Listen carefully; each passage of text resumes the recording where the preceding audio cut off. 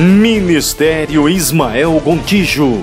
Milagres, o poder de Deus, a salvação.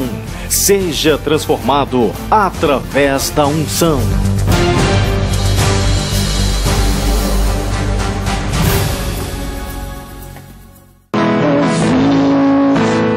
Quero ser santo, como tu és santo. Eu quero ser santo, como tu és santo.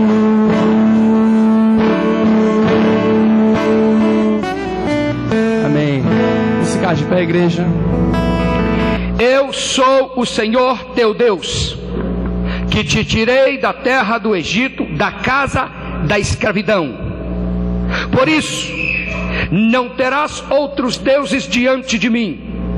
Não farás para ti imagem de escultura, nem alguma semelhança do que há em cima nos céus, nem embaixo na terra, nem nas águas debaixo da terra. Não te curvarás a elas, nem as servirás. Por quê? Porque eu sou o Senhor teu Deus. Sou um Deus ciumento, que visito a iniquidade dos pais nos filhos, até a terceira e quarta geração, daqueles que me odeiam e daqueles que me aborrecem. E faço misericórdia a 1000 gerações daqueles que me amam e aos que guardam os meus mandamentos. Curve a sua cabeça. Senhor, diante da tua palavra nesta noite, ó Pai, nós queremos saber qual é a tua vontade. Quais são, Senhor, as revelações deste texto para nós, para a nossa vida, para que nossa vida mude, Senhor, para que nosso ser possa ser melhor, para que tu, além de Deus, possa ser nosso Senhor, para que nossa vida possa mudar realmente, para que não, Senhor, não nos afoguemos no meio de tantas dificuldades, maldições, angústias e sofrimentos que nós nem sabemos de onde vem. Senhor, nesta noite revela-nos, ó palavra bendita, vem e fala ao seu povo, fala ao povo de Deus nessa noite, e honra e glorifica o nome de Jesus. Amém. Meus amados, podeis assentar.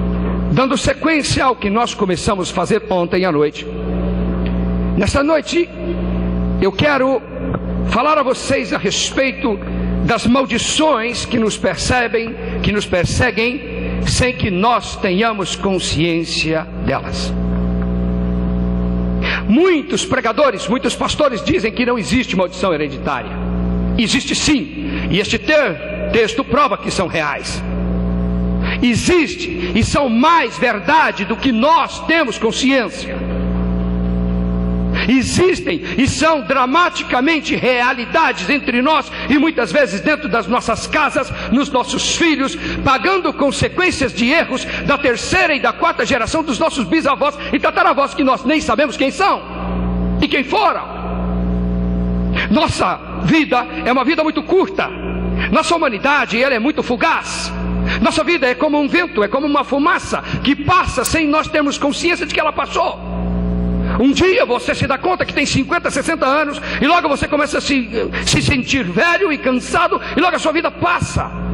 Mas tudo o que você fizer aqui terá consequência projetada para o futuro em suas gerações. Mas o problema é que nós, seres humanos, somos inconscientes demais da nossa importância e das razões que nos trouxeram a esta vida. Nós não viemos aqui de graça, não estamos aqui a passeio, nós não estamos aqui para nos divertirmos. Nós estamos com um projeto definido por um Deus que se dedicou numa complexidade de vida tremenda para nos dar o privilégio de sermos como Ele é, pequenos deuses, numa existência curta, pequena, mas extremamente importante para Ele. Todos nós, quando somos engendrados dentro do útero de nossas mães, e aqui todos nasceram de um útero, esse é um negócio interessante. Todos nós, quando fomos engendrados ali, havia um projeto e um sonho definido de um Senhor, de um Criador, dono de mãos especiais, que nos criou de forma espetacular e assustadoramente perfeita. A nossa complexidade é uma coisa absolutamente fora do nosso entendimento. É tão fora do nosso entendimento que os medíocres e tolos chegam a acreditar que Deus não é real. Eles dizem, Deus não existe. Nisso eles acertam, Deus não existe mesmo. Deus nunca existiu, Deus nunca vai existir. Você vai falar, Deus, você está louco, pastor? Deus não existe. Porque tudo que existe tem um começo, meio e fim. E Deus está fora desta existência que você e eu compartilhamos. Deus está além. Deus não existe, Deus é apenas Ele é, sempre foi e sempre será. Você existe, eu existo e tudo aqui existe. E daqui a pouco nada disso aqui existirá mais. Mas Deus continua sendo o que Ele é. Mas Deus nos engendra, Deus projeta uma vida extraordinária, espetacular para nós, perfeita, dentro de um sonho que Ele teve para cada um de nós. Mas isto, meus irmãos, custa caro. Existir e viver nessa terra custa caro para todo mundo, inclusive para o planeta. Mas bilhões de seres humanos, assim que colocam os pés aqui, passam a viver suas vidas focadas em si mesmos, emborcados em si mesmos, e não conseguem mais olhar e enxergar absolutamente nada, a não ser seu próprio egoísmo, suas próprias taras, os seus próprios erros, seus próprios interesses, e com isso eles ofendem ao Senhor, Criador de todas as coisas. Pensam que eles, por deixarem de contemplar ao Senhor, Deus se esquecerá deles. Mas Deus não se esquece de ninguém. Deus não se esquece que teve trabalho de criar você e de dar a você uma alma eterna, que é um pedacinho dele, colocar em você, para que você viva eternamente como Ele sempre viveu e sempre viverá. Acontece que o ser humano não tem consciência de que é eterno. Não tem consciência de que nunca mais pode morrer. Nós caminhamos nessa pequena existência fugaz e superficial por 60, 70 anos. Quando você chega nos 80, está só a capa da gaita, como diz lá na minha terra, só a capa da gaita e o botão do fole. E você pensa que é só isso. Mas o problema é que este pequeno ensaio aqui é a plataforma para você viver eternamente como um Deus. O Senhor não criou seres pequenos, criou deuses. Nós somos deuses porque somos eternos, porque carregamos dentro de nós uma alma que nunca pode morrer. E dentro desta alma tem um espírito humano que dá personalidade a ela. Você, meu irmão e minha irmã, você é a coisa mais assustadora que já pisou nesse planeta. Perfeito, assombrosamente perfeito. Mas o problema é que o ser humano não dá valor nisso e começa a viver suas vidas de forma irresponsável, traindo todos os conceitos dados por Deus do nosso DNA. Nós nascemos com um DNA que diz que Deus é real e que você tem que obedecê-lo. Mas com o tempo nós nos desviamos, transviamos e começamos a praticar todo tipo de erro e de pecado, que ofendem, que agridem e que maltratam e que magoam o coração do nosso Deus. Mas Deus, Ele não está distraído. E esse é o problema da humanidade.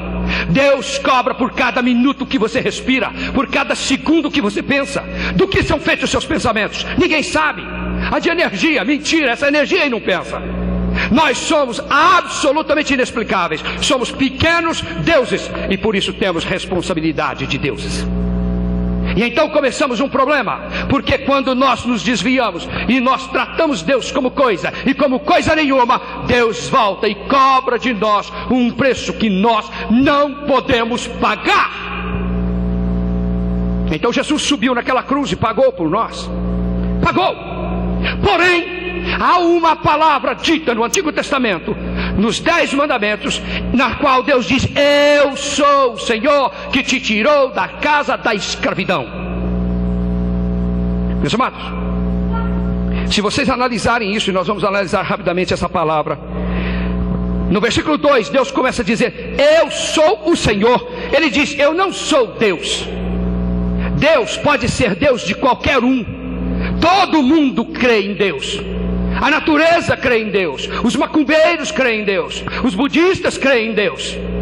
Mas Deus não diz eu sou Deus. Ele diz eu sou o Senhor. Ter Deus como Deus é fácil. Ter Deus como Senhor é que é complicado. A diferença entre nós e o mundo é que nós temos Deus como Senhor e não só como Deus.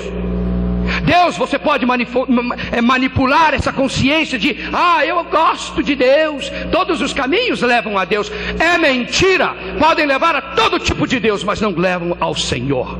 E Deus diz, eu não sou Deus, eu sou o Senhor.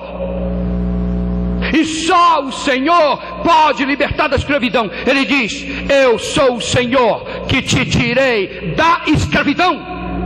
Olhe para o mundo à sua volta, meu irmão. O mundo é um mundo escravo, um mundo que se afunda em todo tipo de drama, de angústia, de solidão, de desespero, de desesperança, de doença, de câncer, de droga, de crack, de depressão que mata, de morte que não muda de casa nunca mais, de lágrimas que são os únicos alimentos que ficam, a única companhia que fica na casa dessa pobre gente é a dor. Olhe para o mundo, são escravos de um vazio que mata, de uma oquidão que se expande a cada dia mais. Olhe, nós não sentimos isso porque nós temos um Senhor que preenche a nossa vida. Mas essa pobre gente vive na escravidão do nada. Porque quando você não tem Deus, você não tem nada. Quando você não tem Deus como Senhor, você não é ninguém. E Deus diz, eu sou o Senhor que te livrou da escravidão. Só quando Deus é Senhor é que a escravidão some. Este é o evangelho que eu prego nas minhas cruzadas, meu irmão. Este é o evangelho que liberta milhões de pessoas, que quando desço das plataformas, milhares de pessoas vêm se arrastando para serem curadas, e basta um toque deste pequeno Deus, feito à imagem e semelhança daquele grande e poderoso Deus. Um toque no nome dele e simplesmente as coisas mudam, a enfermidade sara, a dor desaparece, a depressão vai embora. Por quê? Porque quando Deus é Senhor, não há vazio de Deus. Sabe o que é depressão, meu irmão? Depressão é vazio de Deus. As pessoas crentes não podem ter depressão. Se você tem depressão é porque você está vazio de Deus, você não é crente. Pastor, mas eu tenho depressão. Então venha cá, porque você nunca mais pode ter depressão na sua vida. Esse é o evangelho que eu prego. Um Senhor que elimina a escravidão. Este é o evangelho que temos que pregar, meus irmãos. Um evangelho que elimina a escravidão. Todo o problema está, Deus é Senhor que tira o ser humano da escravidão.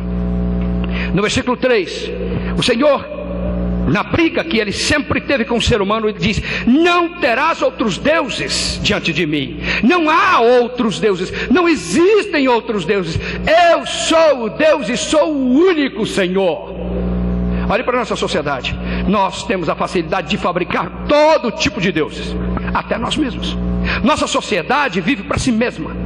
Vive emborcada, vive em cavernas que são cavadas dentro da própria personalidade, se fecham, são egoístas. As pessoas vivem para elas mesmas e se esquecem até dos seus irmãos. Não querem mais saber de Deus e mais de ninguém. Um bando de egoístas. Por isso o crime aumenta, por isso que o tráfico de drogas aumentou, por isso que os casamentos acabam e não há como curá-los. Na novela é bonito, né? O cara transa com uma lindona gostosona, o outro transa com a outra, outro transa com a outra. Larguei daquele, juntei com a outra. Faz isso aqui para você ver quanto dói, meu irmão. Vem aqui e separa para você ver. Rasga seu casamento para você ver a dor e a angústia na qual você é afogado. Mas os casamentos se afogam hoje porque o egoísmo tomou conta da nossa sociedade, porque as pessoas não têm mais Deus como Senhor. São deusinhos e senhorzinhos de si mesmos. Ele diz, eu sou o Senhor e não terão. Vocês não podem ter outros deuses diante de mim. A humanidade não escuta isso. Há quase 4.000 anos foi escrito isso aqui e a sociedade não emenda. A humanidade não entende. Eles não ouvem a voz de Deus e não sabem o porquê de tantos problemas que assolam nossas famílias. No versículo 4, Deus diz, gente, não adorem estes deuses, porque eles não são deuses. Não os adorem. Só eu posso ser adorado, não adorem outras coisas. Não existe outro Deus. Não coloque outro Deus falso diante de mim, porque se vocês fizerem, terão consequências sérias e vocês pagarão o preço. E a humanidade tem pago esse preço. E nós temos pago. E nós temos chorado. E nós temos sofrido. E nós temos olhado os nossos filhos. Olhem para trás. E vocês vão ver a humanidade se afogando em desesperos, em angústias e guerras tolas, sem motivo algum. Famílias, gerações inteiras perdidas, porque não escutam a voz quando Deus avisa. Deus diz: eu dei, eu faço, eu dei a vida a vocês, mas eu cobro por cada minuto respirado aqui, e vocês terão que pagar. E se vocês me desobedecerem e vocês não tiverem a mim como Senhor, então eu me levantarei contra vocês e cobrarei de vocês e de vossos filhos. Você pode pensar que Deus é injusto, mas como Ele é dono de todas as coisas e dono de você e dos seus filhos, não há uma forma mais dolorida de Deus cobrar as coisas do que cobrar no seu filho o teu erro. A sociedade não entende isso, que cada erro e que cada pecado que comete consciente diante de Deus, paga-se aqui, e também os seus filhos pagarão. Ele diz no versículo 5: eu sou um Deus ciumento. Na tua Bíblia está escrito: eu sou um Deus zeloso. Zelos, você pode ver que no espanhol zelos é ciúme. Zelos é a palavra latina para ciúmes, que nós temos aqui em português ciumento. Ele diz: eu sou um Deus ciumento. Quando você não tem a mim como Senhor, eu visito a sua maldade nos teus filhos. Gente, nós gostamos de ser socialmente corretos. Já notaram? Hoje você já não pode dizer para um adolescente a palavra não. As nossas escolas não reprovam mais os adolescentes. Não existe mais, entendeu, autoridade dentro de casa. As escolas foram impedidas de cobrar dos alunos que eles têm que estudar, porque senão pode traumatizar as pobres crianças. Os adolescentes, as criancinhas, entendeu, elas podem fazer o que quiser, inclusive bater no professor. Aí elas aprendem, entendeu, que lá na escola pode fazer o que quiser, chega em casa, entendeu, e desonram, e agridem, e são rebeldes, e usam todo tipo de violência dentro de casa. Aí vem o conselho tutelar e diz: ó, você não deu bolachinha para o seu filho na hora certa, ó, você brigou com o seu filho, ó, você deu uma varada no seu filho, ó, você deu uma palmadinha no seu filho. Então estão nos fazendo criar verdadeiros delinquentes dentro das nossas casas. E os delinquentes logo estão usando drogas, mas você não pode falar nada, afinal de contas ele tem liberdade. E assim vão ensinando aos nossos filhos uma liberdade sem responsabilidade, para que eles tornem-se uma geração maldita. Mas depois que o filho está drogado na cocaína, está afundado no crack, eles não aparecem aqui para chorar com você. É você, meu irmão, que tem que arrastar o seu filho com toda a dor, com todo o desespero, quando suas veias estão abertas, entendeu? Te arrancaram debaixo do chuveiro para tentar fazer seu filho reanimar, com medo dele morrer de uma overdose.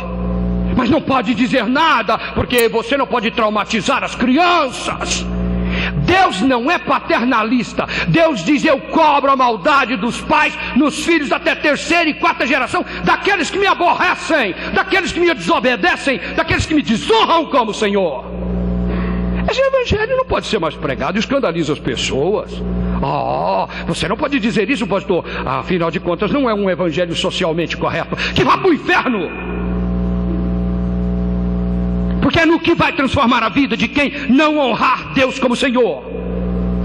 E se vocês pegarem esses 10 mandamentos, a preocupação de Deus o tempo todo nas 10 leis que Ele coloca ali é que Deus seja Senhor em todos os momentos, para que a sua vida não se transforme numa ferida depois.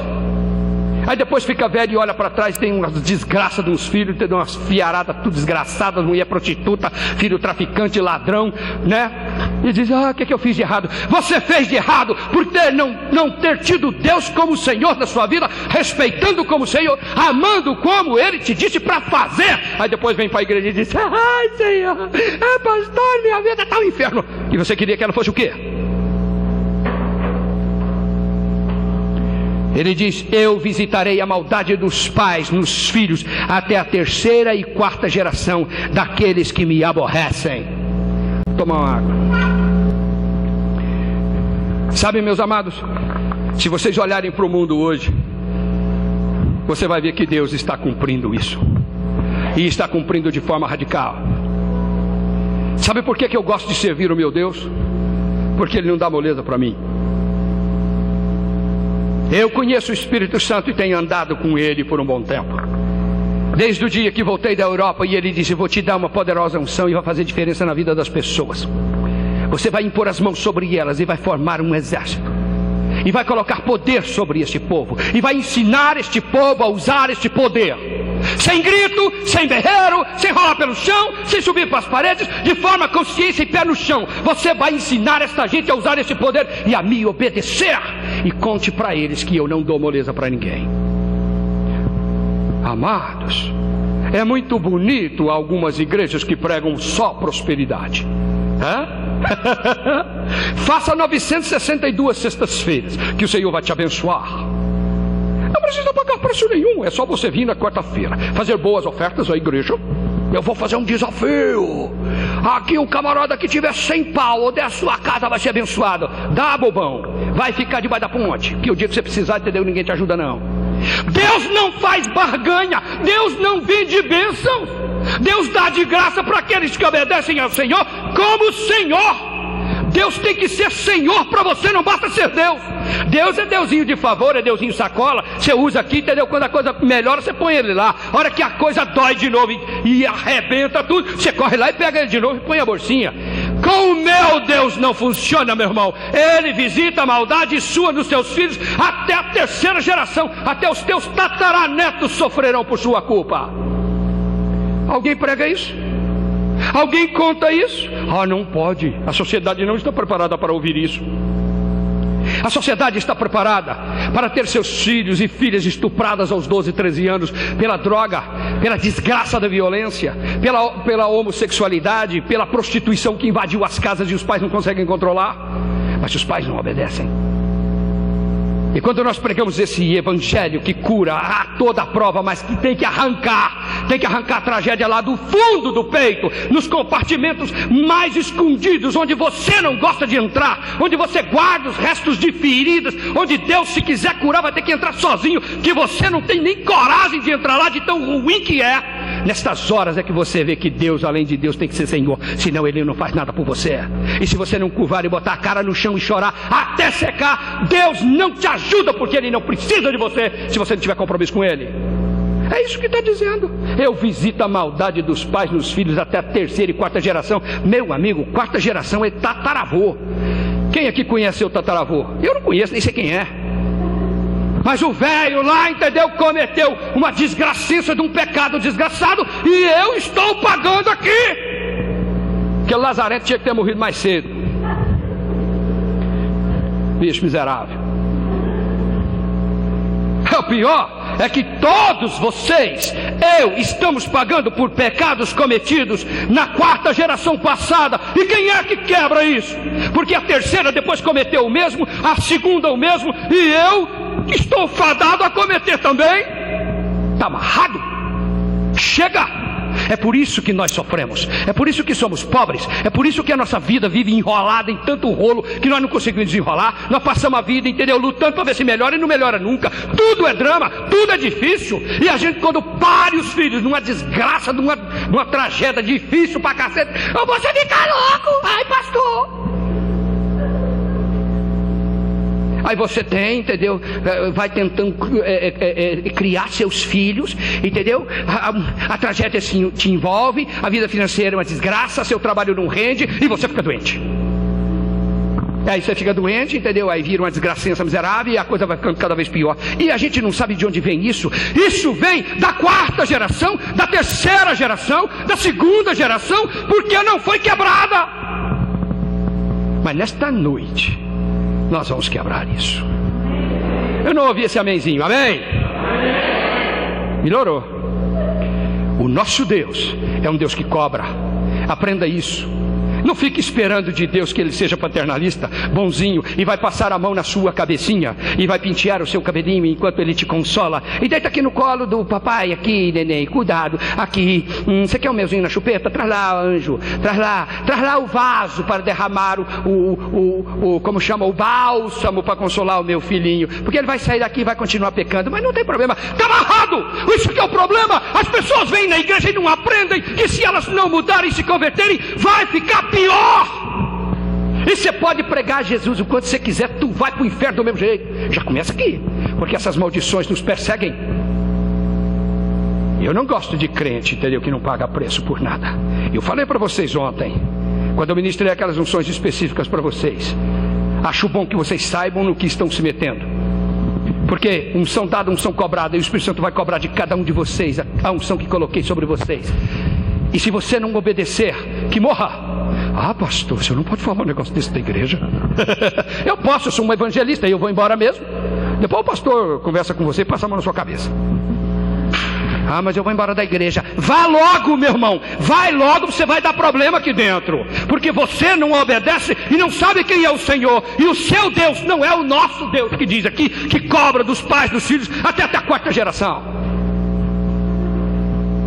Se você obedece, e se a sua vida muda, se a sua vida muda hoje, você começa a mudar. Uma coisa impressionante que Deus diz, mas no versículo 6 ele diz, mas eu sou um Deus zeloso, sim, eu sou um Deus duro, sim, eu sou um Deus que cobro, sim, mas eu sou um Deus amoroso, porque aqueles que me amam, olha o que Deus diz, duas palavras que Ele diz, aqueles que me amam e aqueles que guardam os meus mandamentos. Não adianta você dizer que ama, você ama o Senhor quando você prova para Ele, guardando o que Ele diz.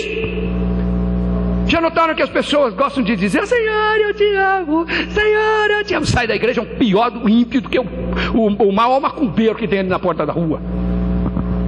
Crente que não obedece, meu irmão, é geração incrédula e perversa. Vocês nunca notaram que Jesus diz, geração incrédula e perversa. Crente que não obedece ao Senhor é perverso. Porque tem a verdade nas mãos, uma verdade que liberta, uma verdade que dá vida, mas ele mente na hora de viver. A casa caiu. Notícia ruim para vocês nessa noite. Quase que caiu o prato, né? O Senhor diz no versículo 6, mas eu faço misericórdia a 1000 gerações daqueles que me amam, e quando provam que me amam, guardando os meus mandamentos. Você quer ter uma geração abençoada para 1000 anos, para 1000 gerações, que os seus filhos e os filhos deles, e os filhos dos filhos dos filhos dos filhos dos filhos dos filhos dos filhos dos filhos, até 1000 gerações seja abençoado? Então você tem que amar ao Senhor, a Deus como Senhor, amá-lo e provar que esse amor é verdadeiro, guardando os seus mandamentos. Então você parará esta maldição hoje, você quebrará esta maldição. Se os seus pais foram errados, se os seus pais foram pecadores, você não será. Se a sua mãe foi uma prostituta, você não será. Se o seu pai foi um ladrão, você não será. Se o seu pai foi um assassino, você não será. Se os casamentos dos seus pais quebraram, o seu não quebrará, porque a maldição tem que parar aqui, agora. Este é o evangelho que temos que pregar, este é o evangelho que temos que viver. E esse é o evangelho que nós temos que também transmitir às pessoas, que a escravidão acabou. Não existe mais maldição sobre nós, porque a escravidão acabou quando o Senhor diz, eu sou o Senhor que tiro você da escravidão. Amém? Por isso, meus amados, nessa noite, quando eu descer dessa plataforma, eu vou ministrar a todos vocês, e nós vamos quebrar essas maldições que muitas vezes perseguem vocês. Maldições que só vocês conhecem, mas vocês já sabem que são maldições, porque tem áreas das vidas de vocês que nunca melhoram, áreas das vidas de vocês que são frágeis. É só Satanás saber apertar o botão certo e ele quebra você. Há dias atrás eu estava falando com um pastor, e ele disse, pastor, eu não sei mais o que fazer. Por quê? Eu falei assim, ele falou, pastor, é a quinta vez que eu caio em adultério dentro da igreja. Eu não sei mais o que fazer, pastor, porque eu já perdi o ministério uma vez, porque descobriram, e eu fui disciplinado, sofri, perdi tudo, perdi minha família, voltei ao ministério vários anos depois, uma nova família, e pastor, eu caí em adultério de novo. E depois eu larguei daquela e outra. E depois eu tive um caso com a mulher de um pastor, meu co-pastor. E depois, pastor, o que eu faço? Eu disse, tem que quebrar isso, meu irmão. Seu pai não foi assim? Foi. Seu avô não foi assim? Foi. Seu bisavô não foi assim? Foi. Esta maldição que você arrasta e os seus filhos arrastaram também, se não quebrar agora. Ah, pastor, mas eu não acredito nisso. Problema seu. Continue vivendo. Está bem assim? Eu quero que você fique em pé nessa noite. Momento de chegar, Senhor, no mais profundo da alma dessa gente maravilhosa que são seus filhos. Senhor, olha, Senhor, para o desespero e para a angústia desse povo. Senhor, tem lágrimas demais, tem sofrimento demais, tem angústia demais, Senhor, pairando sobre o nosso povo. Senhor, os dramas e as dores chegam até as nossas casas, nós não sabemos o que fazer. As doenças não saram, as dores não param, a depressão toma conta e as noites são mais escuras e são intermináveis, Senhor. Há um medo nos nossos corações de que as coisas não vão dar certo. Nossa fé treme, Senhor, diante das realidades difíceis que vivemos. Senhor, olha para a vida desse povo, olha para a vida, Senhor, dos teus filhos nesta noite, porque vamos precisar, Senhor, de entrar em lugares que a maioria deles nunca quis entrar, em lugares, Senhor, que guardam dentro de suas almas as maldições hereditárias que eles pesadamente arrastam nesses desertos quentes, nesses desertos horrorosamente secos, Senhor, e que eles não conseguem, Senhor, mais carregar tanto peso e tanto fardo. Mas nessa noite, Senhor, eu quero te pedir que a tua mão poderosa, Senhor, venha e quebra essas maldições, e a tua palavra, Senhor, de maldição seja retirada de sobre este povo, e a palavra de bênção, Senhor, que o Senhor fará misericórdia até 1000 gerações a partir de agora, que ela comece a valer. E que não haja mais medo, que não haja mais dor, que não haja mais angústia, que não haja mais receio, que não haja mais angústia, Senhor, que amarga a nossa vida, mas que haja doçura, que haja paz, que haja sorriso, que a lágrima, Senhor, seja transformada em sorriso franco, e que nós possamos, Senhor, viver nossas vidas até sabendo que o maná vai cair amanhã, e que nós não precisamos ter medo de não termos o que comer amanhã.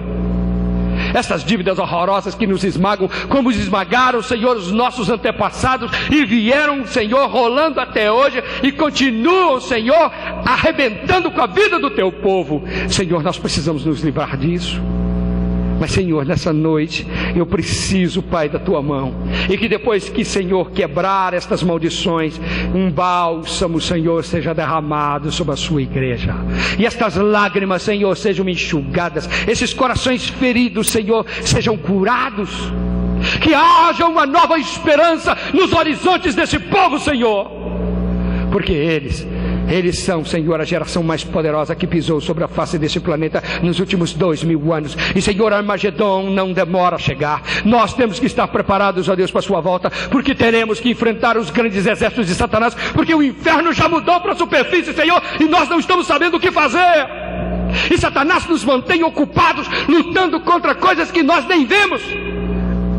Demônios invisíveis e horrorosos, Senhor, vem cumprir esta palavra sua, porque os nossos antepassados foram malditos, porque eles erraram, e agora nós estamos pagando este preço. Mas, Senhor, nós nos levantamos diante de ti nesta noite, para dizer que nós te amamos e guardamos os teus preceitos. Os teus mandamentos, Senhor, são vida para nós. E o nosso amor, Senhor, é manifestado de forma verdadeira. Nós nos levantamos, ó Deus, para assumirmos nossas unções diante de Ti e diante do mundo, sem covardia e sem medo. Porque nós, a Tua palavra, Senhor, diz que nós somos mais, muito mais do que vencedores. Onde estão os vencedores, Senhor, se vivemos derrotados e nos arrastamos no meio de tanta ferida e de tanta dor? Mas nesta noite, Senhor, as lágrimas serão enxugadas. E eu te peço, Senhor, que cada trauma, desde criança, Senhor, seja curado hoje. As taras, Senhor, aquilo que nos arrastam para o erro, sejam retirados de nós, Senhor. E os nossos filhos e os filhos deles e todas as gerações a partir de hoje sejam benditas eternamente em Teu nome. Amém e amém.